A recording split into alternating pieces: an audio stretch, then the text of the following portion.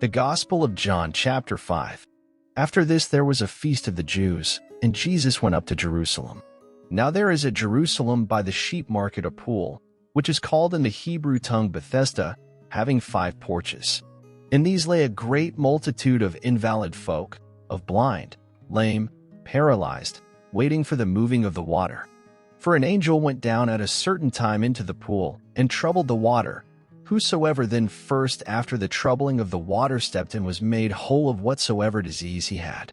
And a certain man was there, who had an infirmity 38 years. When Jesus saw him lying there, and knew that he had been now a long time in that condition, he said unto him, Will you be made whole?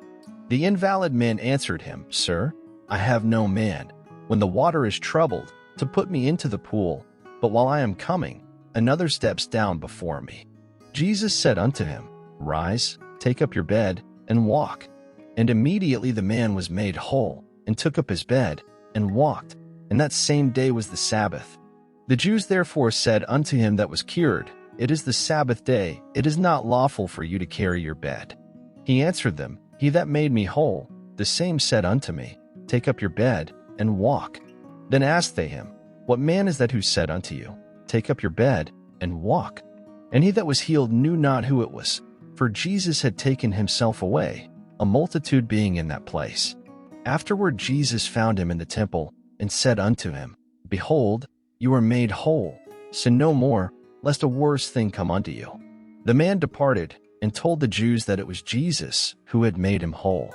And therefore did the Jews persecute Jesus, and sought to slay him, because he had done these things on the Sabbath day. But Jesus answered them, My Father works still, and I work. Therefore the Jews sought the more to kill him, because he not only had broken the Sabbath, but said also that God was his Father, making himself equal with God. Then answered Jesus and said unto them, Verily, verily, I say unto you, the Son can do nothing of himself, but what he sees the Father do. For whatsoever things he does, these also does the Son likewise. For the Father loves the Son, and shows him all things that he himself does, and he will show him greater works than these, that you may marvel. For as the Father raises up the dead, and gives them life, even so the Son gives life to whom he will. For the Father judges no man, but has committed all judgment unto the Son, that all men should honor the Son, even as they honor the Father. He that honors not the Son honors not the Father who has sent him. Verily, verily, I say unto you, he that hears my word, and believes on him that sent me, has everlasting life, and shall not come into condemnation, but is passed from death unto life.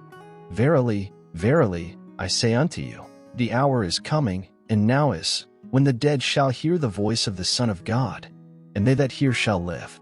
For as the Father has life in himself, so has he given to the Son to have life in himself, and has given him authority to execute judgment also, because he is the Son of Man.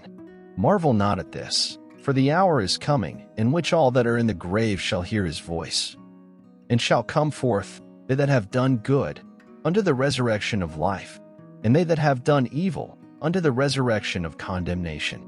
I can of my own self do nothing. As I hear, I judge, and my judgment is just, because I seek not my own will, but the will of the Father who has sent me. If I bear witness of myself, my witness is not true. There is another that bears witness of me, and I know that the witness which he witnesses of me is true.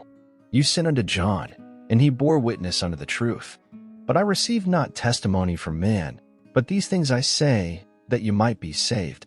He was a burning and a shining light, and you were willing for a season to rejoice in his light. But I have greater witness than that of John, for the works which the Father has given me to finish, the same works that I do, bear witness of me, that the Father has sent me. And the Father himself, who has sent me, has borne witness of me. You have neither heard his voice at any time, nor seen his form. And you have not his word abiding in you. For whom he has sent, him you believe not. Search the Scriptures, for in them you think you have eternal life, and they are they which testify of me. And you will not come to me, that you might have life. I receive not honor from men, but I know you, that you have not the love of God in you. I am come in my Father's name, and you receive me not. If another shall come in his own name, him you will receive. How can you believe, who receive honor one of another, and seek not the honor that comes from God only. Do not think that I will accuse you to the Father. There is one that accuses you, even Moses, in whom you trust. For had you believed Moses, you would have believed me, for he wrote of me. But if you believe not his writings, how shall you believe my words?